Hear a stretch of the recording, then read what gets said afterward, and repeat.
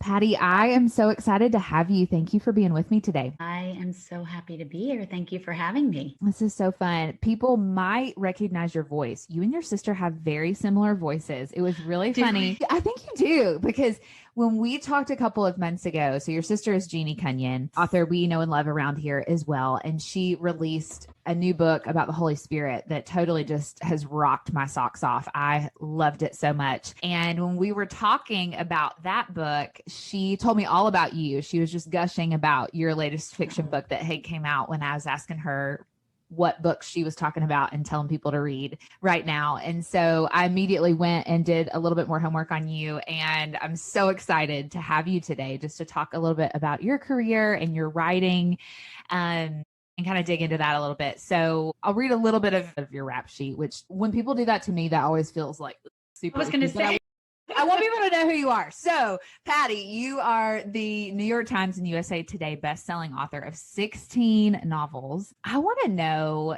did you always dream about being a writer?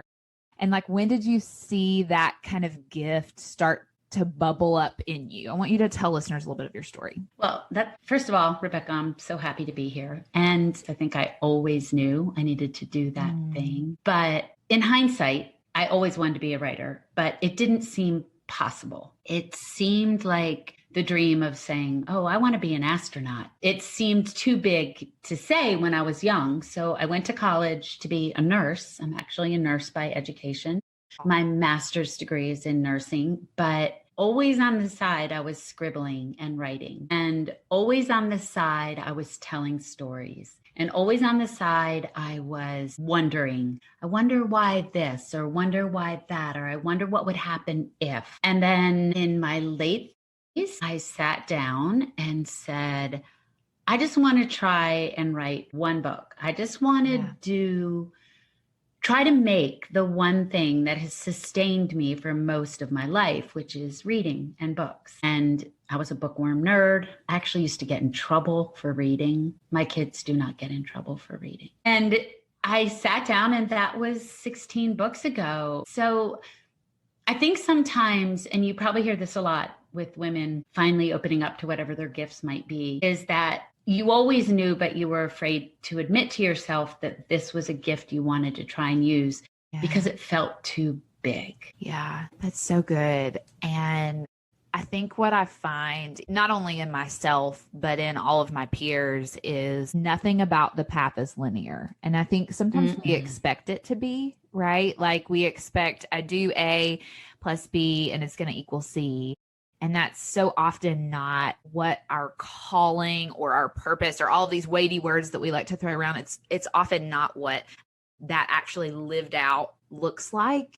And I mean, I know even for me, I started dreaming about writing 7 or 8 years ago, and I'm just now, God's opening the doors to allow that to happen in a traditional format. But I've been writing for a long time, and so I think there's power in the idea of we can do what we're called to do, and we can pursue those ways that we're gifted and called by God along the way to get our reps in as God opens those doors. And so, I mean, I don't know your entire story to your first book, but I would imagine it's probably similar in that it was not.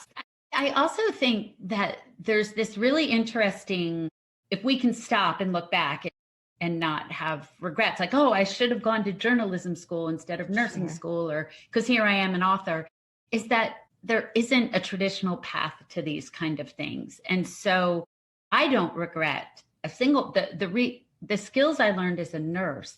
I was pediatrics and being with families and the empathy and the watching the human drama, watching what it means to be human and broken and sick. And that opened up a wellspring for me that I can tap into when I write that maybe I wouldn't have tapped into in a classroom. So there's no point in saying I can't be a writer or an author of novels or a fiction writer or a nonfiction writer or anything at all, really, because I didn't go to school for it, or you have to go to school to be a doctor. But for these kind of creative endeavors, we put ourselves in a box and say, I didn't go to school for that. That's not what I'm supposed to do. Yeah. And if we'll just listen to all these little, for me, it was about listening to all these little hints and clues of what I was constantly curious about. And if we pay attention to what we're constantly curious about and care about, they're like these little breadcrumbs that will take us to where, there's a different path. Yeah, that's so good. And I think there's sort of a general curiosity that keeps coming up, right? That sort of led you to this path, which I love. So I am not a fiction writer. Who knows? Maybe I will do that one day. I don't know, but Someday. I would love to hear sort of your process of like developing stories. Like, what does it look like for you to fall in love with a story or a period of time in history, and then sort of build a book off of that? I want to hear sort of like your process. Wow. So it's changed. My process has changed through the years as I've been writing novels for about 23 years or so. Once Upon a Wardrobe, which we'll talk about in a minute. Yes, I think is my 16th or 17th, depending how you count novellas. I don't know. But the general process, if I'm going to boil it down to some kind of nutshell, is that, like I said a second ago, I get curious about something. I wonder, I'll use a very concrete example, my novel, Becoming Mrs. Lewis. I wonder what her story is. We only hear his story. What's her story, right? His story is archived in a million different books and in a movie called Shadowlands. What's her story? And then there's something very numinous or something that's hard to explain. And often trying to explain where a story idea comes from is kind of a fool's errand, because it's very hard to pinpoint exactly when you decide a story is worth telling. But for me, it's a combination of what I can only describe as like this knowing, a little bit of a tingle on the back of the neck, a little like, yes, this kind of spidey sense, this knowing that this is a story that might be worth pursuing, and then doing the research, trying to decide if it is. And sometimes it's not. Sometimes, I've abandoned many stories, in the beginning phases. But then what's the most important to me is to know what the character wants and what their moral arc is going to be in the story. Once I know what they want, why they can't get what they want, what they're pursuing, what their journey is going to be, and what their transformation is going to be, then I can really start writing in earnest. And for my historical books, it's also this braiding together, this confluence of research and imagination, where my other novels, my contemporary ones, are completely imagined. But the historical ones, there's this constant braiding together and never-ending research. While I'm writing, I'm researching. Before I'm writing, I'm researching. After I'm done and about to edit, I research. So there's this braiding together of imagination and research. Yeah, that's so good. You mentioned Becoming Mrs. Lewis a few minutes ago, and it released a year or two ago, I think. Gosh, it's been almost 3 years. That's crazy. It's so crazy. Everybody went nuts over that book. And I think for the exact reason that you just said, we all know the story of C.S. Lewis, but it's so interesting. And even I remember just reading the description of it, and I was like, man, I've never thought about her. Like, I want to know about her. Yeah. And so I'm curious, without like giving anything away for people who have not read the book yet, tell us something that maybe surprised you the most as you explored their story, her story, as you wrote the book. So many things surprised me when I was doing the research for that book. And, I don't believe it's a spoiler to say that she dies and breaks Lewis's heart, because he has fallen in love with her and married her, but their marriage is very short, only 3 years, because she passes away. That's what Shadowlands is about. That's what A Grief Observed is about. So I knew I wanted to write what everybody calls their improbable love story. Here was a New York born and bred poet, novelist, mother, married woman living in New York, and then this Oxford Don in England. He had never left England or Ireland for his whole life, except for the 6 months in World War I when he was in France. And she had never left New York except for 6 months that she wrote screenplays in Hollywood. How were these two people to have ever met, much less become friends, much less fallen in love and married? And that was the question I wanted to answer, was how did this improbable love story happen? What was the impetus? You know, they were pen pals for 3 years. But what surprised me the most were two things. One, what an absolute genius she was. Why had nobody been talking about that? She had won the Yale Younger Poets Award. When they tested her as a child, she broke the IQ chart, like tested as high as she could go. She was a MacDowell Artist Colony protege. She could read when she was 3 years old. She graduated from high school when she was 14 years old. These amazing things about this woman. She was a sight memorizer. She was a genius with reviews. She wrote novels, poetry, essays. All I ever knew about her was that she was a woman from America who was dying for most of Shadowlands. And the second thing that surprised me, and the one thing I really hope I portrayed with that, and this isn't a spoiler, but the last 10 years of Lewis's work have her fingerprints all over it. She deeply influenced the last decade of his work. He only lived 3 years after she passed. Yeah. Wow. That's unbelievable.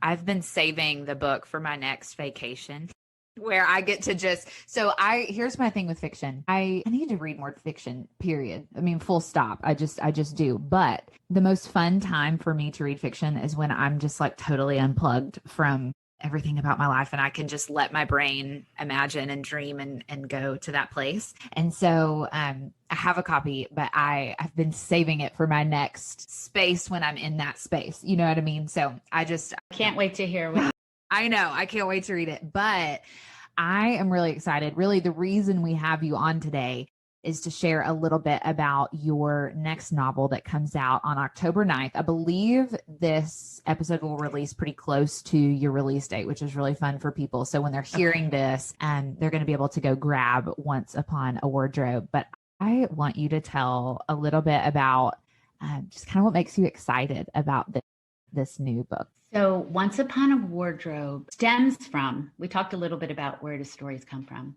stems from this idea that it's nearly impossible to pin down where a story came from. And when I was doing research for Becoming Mrs. Lewis, I did see some breadcrumbs of Lewis's life that I could tell were part of Narnia, because I'm a huge Narnia fan. I've been reading it since I was a child. And I kept thinking about that. I wrote another book in the meantime, came out last March. It's called Surviving Savannah, historical fiction. But this idea kept bubbling up. Where did Narnia come from? How did he imagine this world that has impacted generations? It has become part of our psyche. Yeah. When you say Aslan or Narnia or the White Witch, everybody knows what you're talking about. It's not like, oh, hey, have you ever heard of Narnia? Well, let me tell you. It would be difficult to find that person. So how did this story enter the universal consciousness in this way? What did he do that this was able to happen? I, as an author, and you too, and almost all authors get asked that unanswerable question, where did this come from? Yeah. So I started looking around, and there were loads and loads. I have most of them on my bookshelf over here about theories about where Narnia came from. There's textbooks, there's abridged versions, there's, encyclopedias of Narnia, and they're all really interesting. But for me, I started thinking about if that was his purpose. Did he want us to pick it apart in that way? And so I imagined a little boy named George and a little girl who's 17 named Megs, who live in a small town in England called Worcester. And George is ill, and it is November of 1950, which is the month that The Lion, the Witch, and the Wardrobe burst onto the scene. No one knew there would be more Narnia, so it's just this one book that has burst onto the scene. He reads it nonstop. He hides in his wardrobe. And his sister is a student at Oxford. She is a math and physics student, and she's obsessed only with numbers and equations and logic. And he asks her to track down the author of this book, because he teaches at her college, at her university, and ask him where Narnia came from, because he's very ill and he desperately wants to know if there's something more. And she says that's ridiculous. It's just imagination. And she's not going to bother the professor. But she loves her brother. So she does track down Lewis and asks him outright, where did Narnia come from? My brother needs to know. Instead of answering her, he gives her more stories that are true, and stories that are from his life, stories that are dark and light and sad and uplifting, to show me and the reader and all of us that there's certain parts of story source that can't be explained, and yet our life is part of those stories. And I wanted to show that about Lewis without making another encyclopedia of what I guess he means, because I don't know. None of us know. So that is where the story came from. So Megs and George have these great adventures, and every story he tells them sets them off on a new, she changes, he changes. And that's what the book is about. Patti, I cannot wait. This is so fun. I cannot wait to read both of them. Okay. I know what I'm going to be over the next couple months. I know what I'm going to be reading fiction wise. You've spurred me on in that today, because I tell my husband all the time, I'm like, I know it's good for my brain, and I know it's just like good. It's just good for your soul to read more fiction. And it's just something that sometimes I just find it hard to like totally disengage with my work and allow myself to do that in like normal life. But that is something that I'm going to work on. So you've inspired me in that today. And I can't wait to pick up Once Upon a Wardrobe. I think it's such an interesting way to unpack a story that we're all curious about, if we're being honest. And it is such a part of, like you said, like our psyche. Nobody doesn't know the story of Narnia and of that series. And so, goodness, I cannot wait. Well, before we go over to our Patreon community and our people get to know you a little better, I want to give you the opportunity to sort of tell people, those of us who love fiction and we fall in love with people's writing. Some of us want to know, like, how can we know that author better? Or is there a community out there where people can do that? I want you to tell people, where can they connect with you, listen to you? You have a podcast sort of experience that goes along with becoming Mrs. Lewis. And I don't know if you're doing that with the new book as well, but just share a little bit about where can people connect with you and know you more. So I have a website, patticallahan.com, and you will find more than you want to know on that website. I'm very active on Instagram and Facebook. I do have a podcast for becoming Mrs. Lewis, which is called Behind the Scenes of the Improbable Love Story of Joy Davidman and C.S. Lewis. And I interview the 7 most fascinating experts that I interviewed from the book, including her son, C.S. Lewis's stepson. So you can hear him tell stories. And I'm very active, like I said, on Instagram, and I'm not very active on Twitter. I hate Twitter. I find that to be kind of a not very uplifting place. Kind of you to say. But and then I am part of a group called Friends in Fiction. It is 5 New York Times bestselling authors. It's me and Christy Woodson Harvey, Mary Kay Andrews, Mary Alice Monroe, and Kristen Harmel. And we have a weekly live Facebook and YouTube show. And every week we interview a different author. And we have interviewed everyone from Kristen Hanna to Delia Owens to William Kent Kruger. We now have 90 episodes, I think, 85 episodes. And then we also have a Friday podcast where we interview the authors and their subjects, like origin stories or cookbooks, or we just interviewed a librarian. So that's more about the publishing industry and craft. But we're easy to find, Friends in Fiction. Awesome. So those are all the places you can find me. Awesome. I love that. Well, I have loved this conversation. I'm so excited about Once Upon a Wardrobe. And Patti, you're so talented and you're so gifted and creative. And I am just so excited for people to get their hands on your work and to get to know you a little better over on our Patreon community. So for friends who are subscribed to that, make sure that you don't miss the extra bonus conversation that we have with Patti. So we're going to go do that now. But for this part of the conversation, Patti, I just want to thank you so much for being with me today. Thank you. You're so easy and fun to talk to. That seemed like 2 minutes. I know, right? Yeah. So fun.